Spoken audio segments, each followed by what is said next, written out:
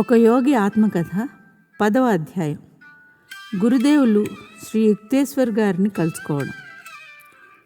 దేవుడి మీద ప్రగాఢ విశ్వాసం ఏ అలౌకిక ఘటన అయినా జరిపించగలదు. చదవకుండా పరీక్ష పాస్ అవడం ఒక్కటి తప్ప. ఏమీ తోచనప్పుడు ఒకసారి నేను తీసుకున్న స్ఫూర్తిదాయకమైన పుస్తకాన్ని వెంటనే వెగటు పుట్టి మూసేశాను. రచయిత చెప్పిన మినహాయింపు చూస్తే దేవుడి మీద ఆయనకి బొత్తిగా విశ్వాసం లేనట్టు కనిపిస్తోంది అనుకున్నాను. పాపం, వెర్రివాడు. నడిరాత్రి వెలిగే దీపం చమురు మీదే గొప్ప గౌరవం ఉన్నవాడు. నేను హై స్కూల్ చదువు పూర్తి చేస్తానని వెనకే మా నాన్నగారికి మాట ఇచ్చాను. కానీ నేను శ్రద్ధ పట్టినట్టు నటించలేను. నెలలు గడుస్తున్న కొద్దీ నేను క్లాస్లో కనిపించటం మరింత తక్కువైంది. కలకత్తా స్నానాల రేవుల్లో నిర్జన ప్రదేశాలకు వెళ్ళడం ఎక్కువైంది. ఆ రేవుల్ని ఆనుకుని ఉన్నాయి శ్మశానాలు. ముఖ్యంగా రాత్రిపూట భయంకరంగా ఉండే ఈ శ్మశానాలు యోగిని బాగా ఆకట్టుకుంటాయని అంటారు. మరణం లేని మహత్తత్వాన్ని అన్వేషించేవాడు కొన్ని బోడి పుర్రెలను చూసి బెదిరిపోకూడదు. రకరకాల ఎముకలు చెల్లాచెదురుగా ఉండే నైరాశ నిలయంలోనే మానవ జీవితం ఎంత అపరిపూర్ణమైనదో స్పష్టమవుతుంది. ఈ విధంగా నేను చేసే అర్ధరాత్రి జాగరణలు స్వభావరీత్యా విద్యార్థులు చేసే జాగరణలకు భిన్నమైనవి. హిందూ హై స్కూల్లో సంవత్సరాంత పరీక్షలు జరిగే వారం గబగబా దగ్గర పడుతోంది. ఈ పరీక్షాకాలం శ్మశాన వాటికలాగే సుపరిచితమైన భయోత్పాతాన్ని కలిగిస్తుంది. అయినా నా మనసు ప్రశాంతంగానే ఉంది. పిశాచాలకు జంకకుండా నేనక్కడ తరగతి గదుల్లో కంటపడని జ్ఞానాన్ని తవ్వి తీస్తున్నాను. కానీ నాకు ప్రణవానంద స్వామి వారిలా ఒకే సమయంలో 2 చోట్ల సులువుగా కనపడే నేర్పు లేదు. అయితే భగవంతుడు ఆ సంకట స్థితిని గమనించి నన్ను దాంట్లోంచి బయటపడేస్తాడన్నది నా ఆలోచన. కష్టాలు వచ్చినప్పుడు భగవంతుడి లీలా విశేషం వివరించటానికి వీలు కాని విధంగా 1000 దృష్టాంతాల్లో కళ్ళకు కట్టినప్పుడు వాటి మూలంగా భక్తుడికి హేతురాహిత్యం ఏర్పడుతుంది.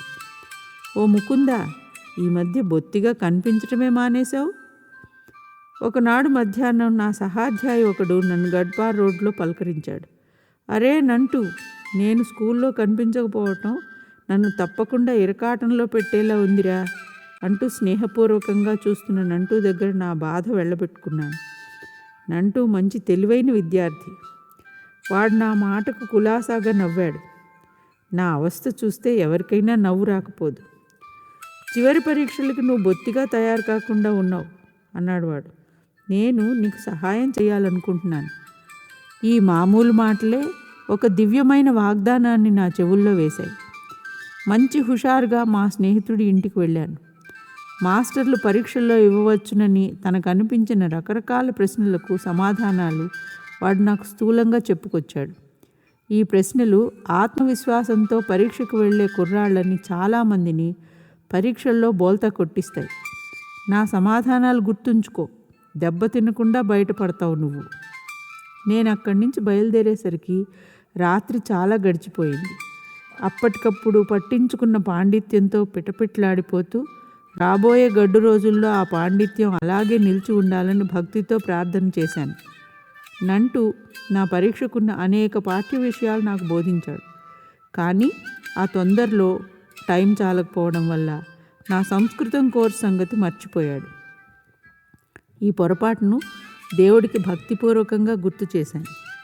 మర్నాడు పొద్దున్న లయబద్ధంగా కదం తొక్కుతూ నడుస్తూ కొత్తగా గడించిన జ్ఞానాన్ని వంట పట్టించుకుంటూ షికారుకు బయలుదేరాను. నేను అడ్డదారి పట్టి ఒక మూల ఒత్తుగా పెరిగిన గడ్డి మొక్కల్లో పడిపోతూ ఉండగా విడివిడిగా పడి ఉన్న కొన్ని అచ్చు కాగితాల మీద నా కళ్ళు పడ్డాయి. విజేతలా గబుక్కును ముందుకు దూకాను. సంస్కృత శ్లోకాలు నా చేతికి చిక్కాయి.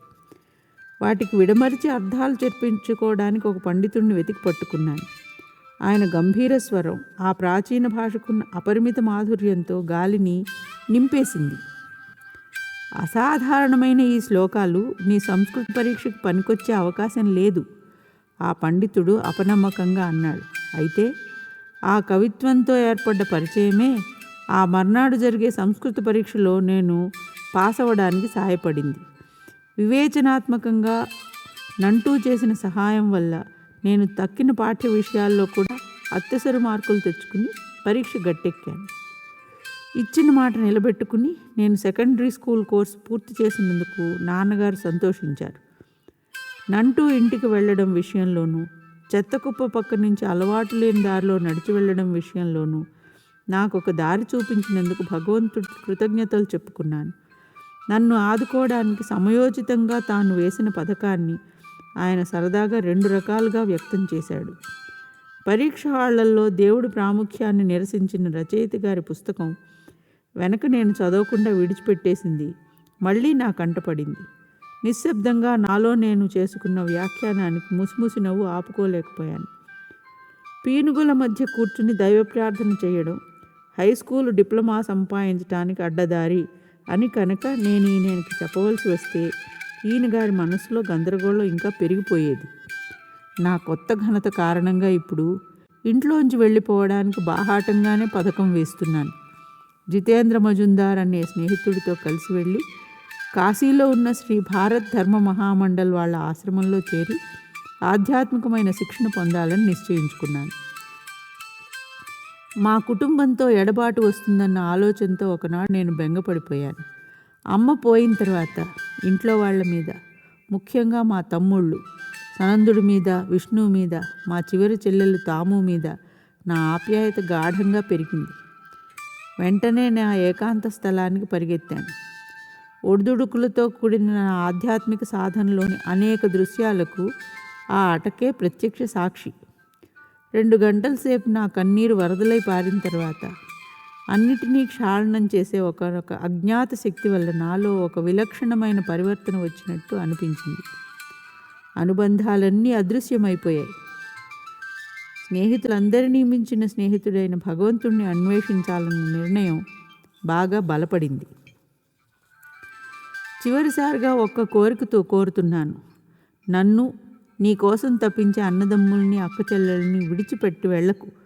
నాన్నగారి దీవెన కోసం నేను ఆయన ఎదుట నించునేసరికి ఆయన దిగాలు పడి ఇలా అన్నారు. నాన్నగారు, మీ మీద నాకెంత ప్రేమ ఉందో ఎలా చెప్పగలను? కానీ ఈ భూమి మీద నాకు పరిపూర్ణులైన తండ్రిని ప్రసాదించిన జగత్పిత మీదున్న ప్రేమ ఇంకా ఎక్కువైంది. ఇంతకంటే ఎక్కువ దివ్యమైన జ్ఞానం పొంది ఎప్పుడో ఒకనాడు మళ్ళీ తిరిగి రావడానికి నన్ను ఇప్పుడు వెళ్ళనీయండి. నాన్నగారు అయిష్టంగా ఇచ్చిన అనుమతితో అప్పటికే కాశీలో ఆశ్రమంలో ఉన్న జితేంద్రుని కలుసుకోవడానికి బయలుదేరాను. నేను వెళ్ళగానే ఆశ్రమాధిపతి అయిన స్వాముల వారు దయానందులు నన్ను సాదరంగా పలకరించారు. ఆయన పడుచుప్రాయంలో ఉన్నవారు. పొడుగ్గా, సన్నగా, ఆలోచనాపరులుగా కనిపించే ఆ స్వామివారి మీద నాకు సదభిప్రాయం కలిగింది. అందమైన ఆయన ముఖంలో బుద్ధుడిలో ఉన్న మాదిరి ప్రశాంతత ఉంది. ఈ కొత్త నివాసంలో ఒక అటక ఉన్నందుకు నేను సంతోషించాను. ఉదయ సంధ్య వేళ, పొద్దుటిపూట అక్కడ గడపటానికి వీలు కల్పించుకున్నాను. ధ్యాన సాధన గురించి ఏమీ తెలియని ఆ ఆశ్రమవాసులు నాకున్న సమయమంతా ఆశ్రమ నిర్వహణ విధులు నిర్వర్తించడానికే వినియోగించాలని అనుకునేవారు. మధ్యాహ్నం పూట నేను వాళ్ళ ఆఫీసులో చేసే పనికి మెచ్చుకునేవారు.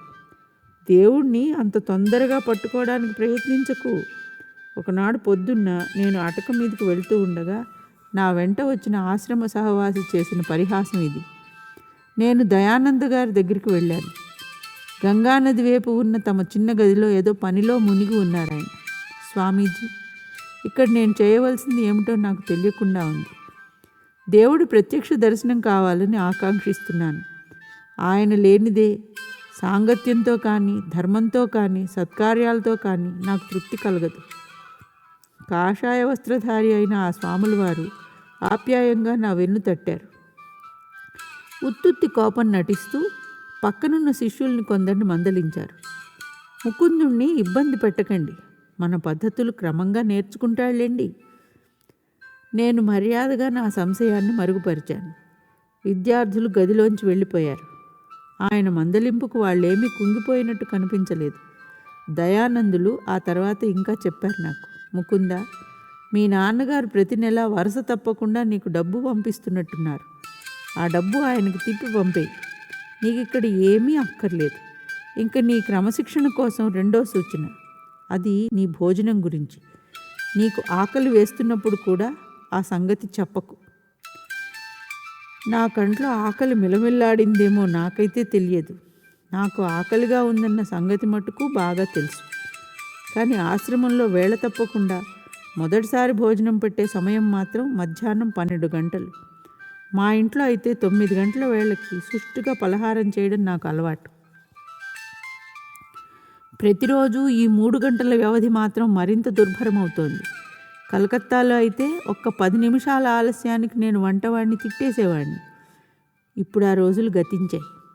ఇక ఆకలిని అదుపులో పెట్టడానికి ప్రయత్నించాను. 24 గంటల ఉపవాసం పూర్తి చేశాను. మర్నాడు మధ్యాహ్నం ఎప్పుడవుతుందా అని రెట్టింపు ఉత్సాహంతో ఎదురు చూస్తున్నాను. దయానందుల బండి ఆలస్యంగా వస్తుంది. ఆయన వచ్చేదాకా మనం ఎవళ్ళం భోంచెయ్యం. జితేంద్ర ఘోరమైన ఈ వార్త తెచ్చాడు. 2 వారాల పాటు ఊళ్ళో లేని స్వాముల వారికి స్వాగత సూచకంగా రుచికరమైన వంటకాలు ఎన్నో సిద్ధంగా ఉన్నాయి. ఆకలి పుట్టించే వాసన ఆశ్రమం అంతటా నిండి ఉంది. వేరే ఏమీ దొరకనప్పుడు నిన్నటి రోజున ఉపవాసం ఉన్నానన్న గర్వం తప్ప మరేముంటుంది మింగడానికి? దేవుడా, బండి తొందరగా రప్పించు.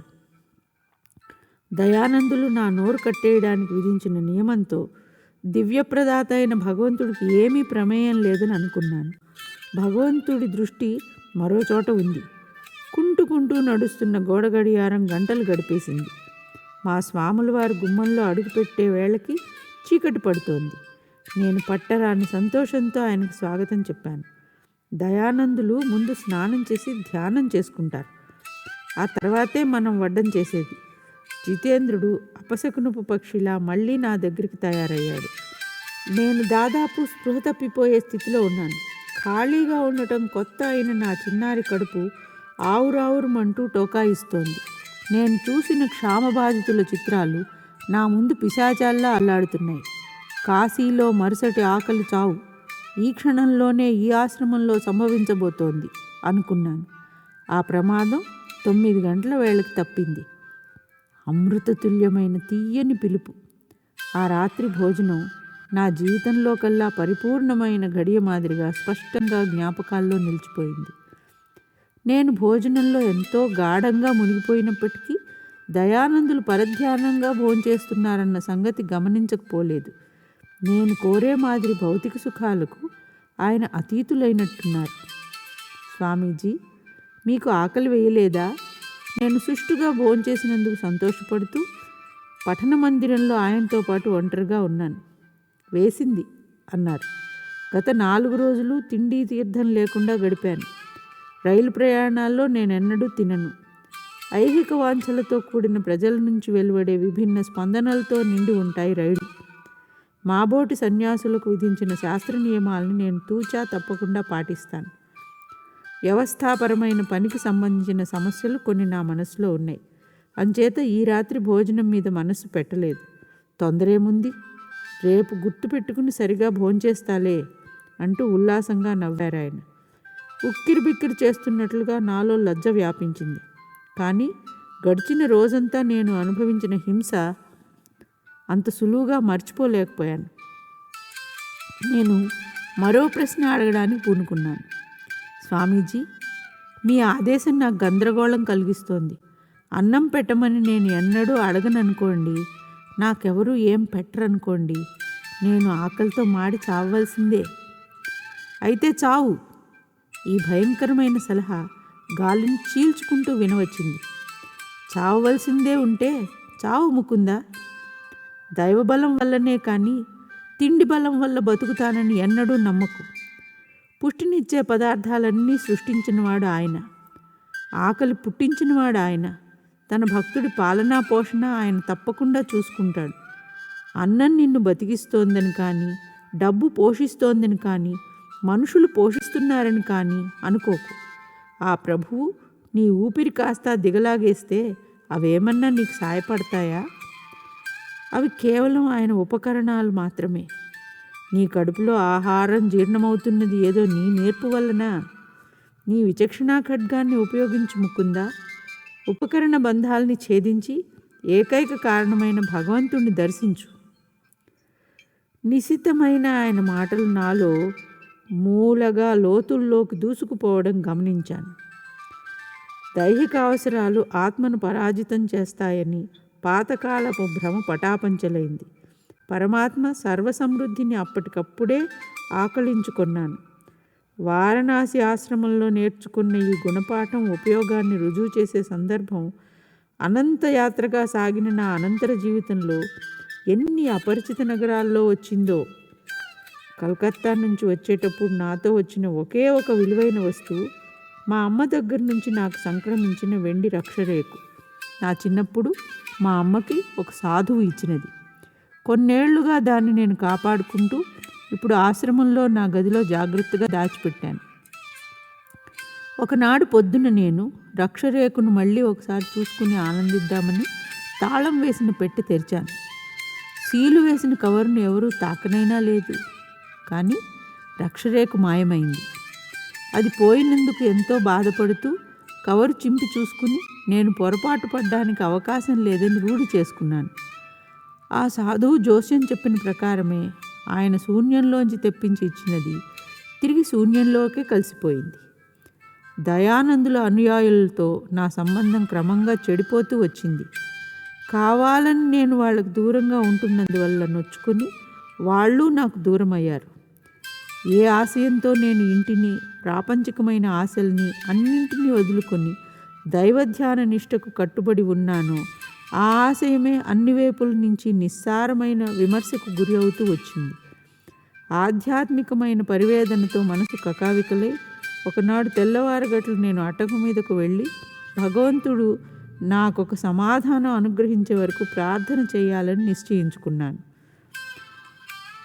దయామయి జగన్మాత, దివ్య దర్శనాల ద్వారా నువ్వైనా నాకు జ్ఞానబోధ చెయ్యి, లేకపోతే నువ్వు పంపే గురువు ద్వారానైనా బోధించు. గంటల తరబడిగా నేను వెక్కి వెక్కి ఏడుస్తూ పెట్టుకున్న మొరకు సమాధానం రాలేదు. ఇంతలో హఠాత్తుగా అనంతమైన ఒక వలయాకార మండలంలోకి నన్ను సశరీరంగా లేవనెత్తినట్టు అనిపించింది. నీ గురువు ఈ రోజునే వస్తున్నాడు. దివ్యమైన ఒక స్త్రీ కంఠస్వరం అన్ని వైపుల నుంచి అవ్యక్తంలోంచి వినవచ్చింది.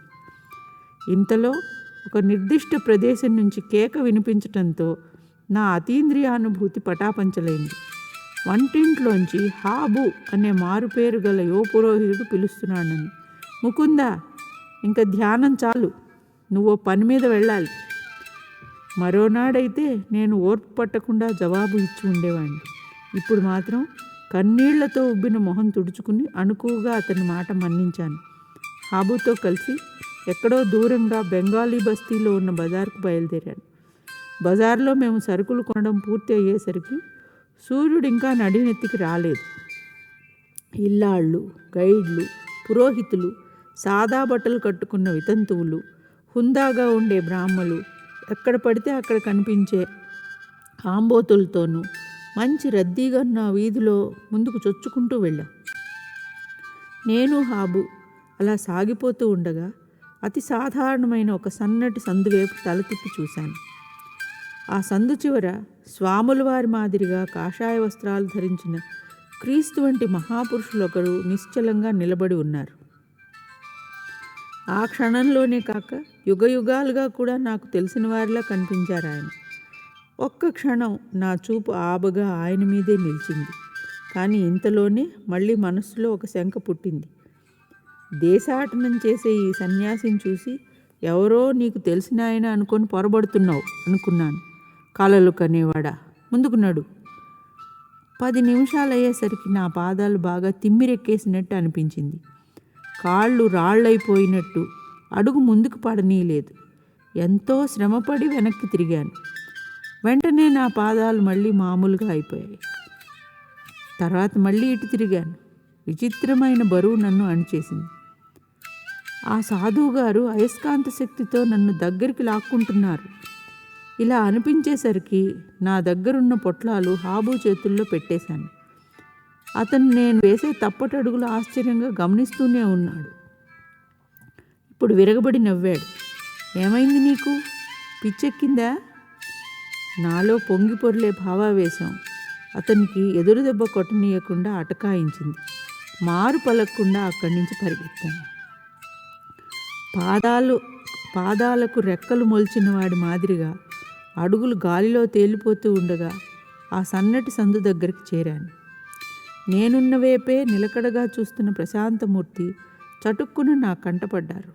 ఆత్రంగా కొన్ని అడుగులు వేసేసరికి ఆయన పాదాల దగ్గరున్నాను. గురుదేవా! 1000 దివ్య దర్శనాల్లో నా కళ్ళకు కట్టిన దివ్య ముఖబింబం ఇదే. కొనదేరిన గడ్డంతో, గిరజాల జుట్టుతో, సింహాన్ని తలపించే తల, శుభదృష్టి ప్రసరించే ఈ కళ్ళు రాత్రి వేళల్లో నేను అస్తవ్యస్తమైన ఆలోచనలతో విషాదంలో మునిగి ఉన్నప్పుడు నా వైపు గుచ్చుగుచ్చు చూస్తుండేవి. వాటిలో నాకు పూర్తిగా అర్థం కాని ఆశాభావం ఏదో పొడగడుతూ ఉండేది. నా తండ్రి, వచ్చేసావా అంటూ గురుదేవులు ఆనందంతో తబ్బిబ్బయి వణుకుతున్న గొంతుతో బెంగాలీ భాషలో మళ్ళీ మళ్ళీ అన్నారు. ఎన్నేళ్లు కాచుకొని ఉన్నాను బాబు నీకోసం. మేమిద్దరం మౌనంలో ఐక్యమయ్యాం. మాటలు బొత్తిగా అనవసరం అనిపించాయి. అనర్గళ వాగ్జరి నిశ్శబ్ద మంత్రరూపంలో గురుదేవుల గుండెలోంచి నేరుగా శిష్యుడిలోకి ప్రవహించింది. నా గురుదేవులు దైవ సాక్షాత్కారం పొందినవారని, నన్ను వారు దైవ సన్నిధికి చేరుస్తారని నిరాక్షేపమైన అంతర్దృష్టి వల్ల తెలుసుకున్నాను. ఈ జీవితంలో అలుముకున్న చీకటి గత జన్మల జ్ఞాపకాలనే చిరు పొద్దు పొడుపుతో అదృశ్యమైపోయింది. నాటకీయ కాలం చక్రగతిలో ఆవృతమయ్యే గతం, వర్తమానం, భవిష్యత్తు, దాని దృశ్యాలు. ఈ పవిత్ర పాదసన్నిధిలో నన్ను గమనించిన తొలి పొద్దు ఇది కాదు. గురుదేవులు నా చేయి పట్టుకుని ఆ ఊళ్ళో రాణామహల్ బస్తీలో ఉన్న ఒక ఇంటికి తీసుకువెళ్ళారు. క్రీడాకారుడి మాదిరిగా బలిష్ట దేహులైన ఆయన నడక దృఢగతిలో సాగింది. పొడుగ్గా నిటారుగా ఉన్న ఆయనకి అప్పటికి 55 ఏళ్ళు ఉన్నప్పటికీ యువకుడిలా మంచి చురుగ్గా సత్తువతో ఉన్నారు. ఆయన కళ్ళు నల్లగా, విశాలంగా, ప్రగాఢమైన జ్ఞానంతో నిండి అందంగా ఉన్నాయి. కొద్దిగా వంకులు తిరిగిన జుట్టు ఆయన ముఖగాంభీర్యానికి మార్దవం చేకూర్చింది. బలం, సాధుత్వంతో సూక్ష్మ రూపంలో మేళవించింది. గంగకు ఎదురుగా ఉన్న ఆ ఇంటి రాతి బాల్కనీలోకి మేము వెడుతూ ఉండగా ఆయన ఆప్యాయంగా ఇలా అన్నారు. నా ఆశ్రమాలు, నా సర్వస్వం నీకు ఇచ్చేస్తాను. స్వామి, నేను వచ్చింది కేవలం జ్ఞానం కోసం, దైవ సాక్షాత్కరణ కోసం. నేను మీ దగ్గర పొందగోరే నిధులు అవి. మా గురుదేవులు మళ్ళీ మాట్లాడేలోగా భారతదేశ సాయం సంధ్య చటుక్కున అరతెర జార్చింది. ఆయన కళ్ళలో లోతు అందని ఆర్ద్రత నిండి ఉంది. నీకు బేషరతుగా నా ప్రేమ అందిస్తాను. అమూల్యమైన వాక్కులు, ఆయన ప్రేమకు రుజువు మళ్ళీ నా చెవిన పడ్డానికి తర్వాత పావు శతాబ్ది పట్టింది. ఆయన పెదవులు భావోద్రేకాన్ని ఎరగవు. మహాసముద్రం లాంటి ఆయన హృదయానికి ఒప్పినది మౌనమే. నువ్వు కూడా అలాగే బేషరతుగా నాకు ప్రేమ అందిస్తావా? శిశు సహజమైన నమ్మకం నింపుకొన్న కళ్ళతో ఆయన నా కేసు చూశారు. మిమ్మల్ని ఎప్పుడూ ప్రేమిస్తూనే ఉంటాను గురుదేవా. మామూలు ప్రేమ స్వార్థంతో కూడుకున్నది. తామస ప్రధానమైన కోరికల్లోకి, తృప్తుల్లోకి దాని వేళ్లు పారి ఉంటాయి. కానీ దివ్య ప్రేమ షరతులు లేనిది, ఎల్లలు లేనిది, మార్పు లేనిది. భేదకమైన విశుద్ధ ప్రేమ స్పర్శతో మానవ హృదయానికి చాపల్యం మటుమాయమైపోతుంది. నమ్రతతో ఆయన ఇంకా ఇలా అన్నారు. నేను ఎప్పుడైనా దైవ సాక్షాత్కార స్థితి నుంచి దిగజారుతున్నట్టు కనుక నీకు కనిపిస్తే నువ్వు నా తల ఒళ్ళో పెట్టుకుని మనమిద్దరం కొలిచే విశ్వప్రేమమయుడైన భగవంతుడి సన్నిధికి మళ్ళీ నన్ను తీసుకువస్తానని మాట ఇయ్యి. చీకటి ముసురుతూ ఉండగా ఆయన లేచి నన్ను లోపల గదిలోకి తీసుకువెళ్ళారు. మేమిద్దరం మామిడి పళ్ళు, బాదం మిఠాయి తింటూ ఉండగా నా స్వభావం తమకు బాగా సన్నిహితంగా తెలుసునన్న సంగతి ఆయన మా సంభాషణ క్రమంలో అలవోకగా తెలియచేశారు. సహజమైన నమ్రతతో అద్భుతంగా మేళవించిన ఆయన జ్ఞాన సంపత్తికి విస్మితుణ్ణయ్యాను. నీ రక్షరేఖ కోసం విచారించకు, దాని అవసరం తీరిపోయింది. గురుదేవులు దివ్య తర్పణం మాదిరిగా నా యావజ్జీవిత ప్రతిబింబాన్ని ఆకట్టుకున్నారు. గురుదేవా, ప్రత్యక్ష వాస్తవమైన మీ సన్నిధి ఇచ్చే ఆనందం ఏ సంకేతం ఇస్తుంది? ఆశ్రమంలో నువ్వు సుఖంగా లేవు కాబట్టి అక్కడి నుంచి మారిపోవలసిన సమయం వచ్చింది. అంతవరకు నా జీవితానికి సంబంధించిన సంగతులేవీ నేను ఆయన దగ్గర ప్రస్తావించలేదు. ఇప్పుడు అవి అనావశ్యకాలనిపించాయి. ఆయన సహజమైన సరళ వైఖరిని బట్టి తమ దివ్య దృష్టికి నేను ఆశ్చర్యం వెలిబుచ్చాలని ఆయన కోరడం లేదని గ్రహించాను. నువ్వు తిరిగి కలకత్తా వెళ్ళాలి. నీ సర్వమానవ ప్రేమ పరిధిలోంచి చుట్టాలనెందుకు మినహాయించటం? ఆయన సూచనకు నాకు దిగులు కలిగింది.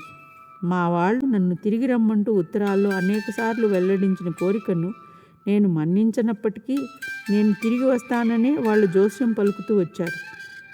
పిల్లపక్షిని ఆదిభౌతిక ఆకాశంలో విహారించనీయండి అని వ్యాఖ్యానించాడు ఒకసారి అనంతన్నయ్య. ఆ దట్టమైన వాతావరణంలో వాడి రెక్కలు అలసిపోతాయి. మళ్ళీ ఇంటివైపు దిగివచ్చి రెక్కలు ముడుచుకుని అణుకువగా ఇంటి పట్టున విశ్రాంతి తీసుకోవటం చూడకపోము. నన్ను నిరుత్సాహపరిచే ఈ ఉపమానం ఇంకా నా మనస్సులో ఉన్నందువల్ల ఏమైనా సరే కలకత్తా వైపు పోనేకూడదని నిర్ధారణ చేసుకున్నాను. స్వామి, నేను ఇంటికి మాత్రం తిరిగి వెళ్ళనండి, కానీ మీ వెంట ఎక్కడైనా సరే వస్తాను. మీ పేరు, అడ్రస్సు చెప్పండి. స్వామి శ్రీ యుక్తేశ్వర్ గిరి. నా ముఖ్యమైన ఆశ్రమం శ్రీరాంపూర్లో రాయ్ఘాట్ సందులో ఉంది. మా అమ్మని చూసి కొన్నాళ్ళు ఇక్కడ ఉండి వెళ్దామని వచ్చాను. దేవుడు తన భక్తులతో ఆడే ఆట ఎంత తికమకగా ఉంటుందో అని ఆశ్చర్యపోయాను. శ్రీరాంపూర్ కలకత్తాకి 12 మైళ్ళలో ఉంది. కానీ ఆ ప్రాంతాల్లో ఎక్కడా మా గురువుగారు నాకు అగుపడలేదు. మేము కలుసుకోవడానికి లాహిరీ మహాశైల జ్ఞాపకాలతో పావనమైన ప్రాచీన కాశీనగరానికి ప్రయాణం కట్టవలసి వచ్చింది. బుద్ధుడు, శంకరాచార్యులు తదితర యోగీశ్వరుల పాదస్పర్శతో పవిత్రమైంది ఈ నేల. నువ్వు 4 వారాల్లో నా దగ్గరికి వస్తావు. మొట్టమొదటిసారిగా శ్రీ యుక్తేశ్వర్ గారి కంఠస్వరం కఠినంగా వినిపించింది. నీ మీద నాకున్న అనంతమైన ఆప్యాయతను గురించి నీకిప్పుడు చెప్పాను కనుక, నిన్ను చూసినందుకు నా సంతోషం కనబరిచాను కనుక, కావాలంటే నా కోరికను నువ్వు స్వేచ్ఛగా తిరస్కరించవచ్చు. మళ్ళీసారి మనం కలుసుకున్నప్పుడు నువ్వే నాకు తిరిగి ఆసక్తి కలిగించవలసి ఉంటుంది. నిన్నంత సులువుగా శిష్యుడిగా చేర్చుకోను. నా కఠిన శిక్షణకు విధేయుడివై పూర్తిగా తల ఒగ్గాలి. నేను మొండిపట్టు మీద మౌనంగా ఉన్నాను. గురుదేవులు నా కష్టాన్ని తొందరగానే కనిపెట్టారు. మీ చుట్టాలు నిన్ను చూసి నవ్వుతారంటావా? నేను తిరిగి వెళ్ళను. నువ్వు 30 రోజుల్లో తిరిగి వెళ్తావు. ఎన్నడూ జరగదు. మా వివాదంలో బింకం సడలకపోవడంతో నేను ఆయన పాదాలకు భక్తి పురస్సరంగా ప్రణామం చేసి అక్కడి నుంచి వెళ్ళిపోయాను. అర్ధరాత్రి చీకట్లో ఆశ్రమం వైపు నడిచి వెళ్తూ అలౌకిక ఘటనగా జరిగిన ఈ సమాగమం ఇలా విరసంగా ఎందుకు ముగిసిందా అని వితర్కించుకున్నాను. మాయ అనే తక్కెడ సిబ్బులు రెండూ ప్రతి సంతోషాన్ని ఒక దుఃఖంతో సమానం చేసి తూస్తాయి. పరివర్తన కారకాలైన గురుదేవుల చేతి వేళ్లకు నా కిశోర హృదయం ఇంకా మెదుపు కాలేదు. మర్నాడు పొద్దున ఆశ్రమవాసుల్లో నా మీద పెడసరి భావం మరింత పెరగడం గమనించాను. అక్కడున్నన్నాళ్ళు నన్ను సూటిపోటి మాటలతో పొడిచి వేధించారు. 3 వారాలు గడిచాయి. బొంబాయిలో జరిగే ఒక సమావేశం నిమిత్తం దయానందులు ఆశ్రమం విడిచి వెళ్ళారు. అప్పుడు దురదృష్టవశాత్తు అంతా నా మీద విరుచుకుపడ్డారు. ముకుందుడు తేరగా తిని కూర్చుంటాడు. ఆశ్రమంలో పడి తినేదానికి తగ్గంత పని చెయ్యడు. ఈ వ్యాఖ్యానం చాటు నుంచి విని నా డబ్బు నాన్నగారికి తిప్పి పంపేయమన్న సలహా పాటించినందుకు మొట్టమొదటిసారిగా విచారించాను. గుండె బరువెక్కిపోవడంతో నాకున్న ఒకే ఒక స్నేహితుడు జితేంద్ర దగ్గరకు వెళ్ళాను. నేను వెళ్ళిపోతున్నాను. దయానందులు తిరిగి వచ్చిన తర్వాత ఆయనకి నా క్షమాపణలు తెలియజేయి. నేను వచ్చేస్తాను. ఇక్కడ ధ్యానం చేసుకోవడానికి నేను చేసే ప్రయత్నాలన్నీ నీ వాటికి మించి ఫలించడం లేదు, జితేంద్రుడు దృఢ నిశ్చయంతో అన్నాడు. ఈ మధ్య నేను క్రీస్తులాంటి యోగీశ్వరుల్ని కలుసుకున్నాను. శ్రీరాంపూర్లో ఆయన దర్శనం చేసుకుందాం. ఈ విధంగా పక్షి ప్రమాదకరమైన రీతిలో కలకత్తాకి దగ్గరలో దిగడానికి తయారైంది. ఒక యోగి ఆత్మకథ 10వ అధ్యాయం. గురుదేవులు శ్రీ యుక్తేశ్వర్ గారిని కలుసుకోవడం సమాప్తం.